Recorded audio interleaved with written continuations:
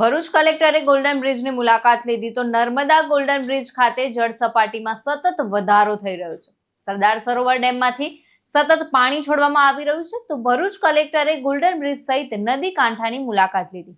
Bharuch collector Gaurang મકવાણાએ નદી કાંઠા વિસ્તારમાં મુલાકાતે આવ્યા તો ગોલ્ડન બ્રિજ ખાતે નર્મદા નદીની સપાટી 26 ફૂટે પહોંચી છે। તંત્ર દ્વારા નીચાણવાળા વિસ્તારના લોકોને સલામત ફરે અને ખસી જવા અપીલ કરવામાં આવી છે। ત્યારે કાંઠા વિસ્તારના લોકોનું સ્થળાંતર કરવાની ફરજ પડી તો જળસ્તર વધવાને સાવચેતીના પગલા રૂપે સબળું થયું તો ગૌરવ મકવાણા દ્વારા જણાવવામાં આવ્યું હતું।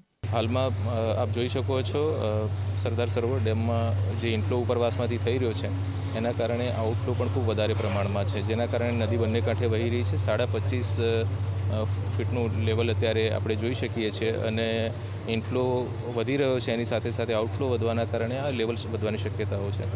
27 ફીટ જેટલા લેવલે આપણે ઇવેક્યુએશન સ્ટાર્ટ કરવું પડે ભરૂચ સિટીમાં અને નીચાણવાળા વિસ્તારોમાં, અને એના માટે અત્યારથી જ આપણી જે ટીમો છે એ નીચાણવાળા વિસ્તારમાં લોકોને એલર્ટ કરી રહી છે અને 27નું લેવલ ક્રોસ થતાં જ આપણે ઇવેક્યુએશન શરૂ કરીશું।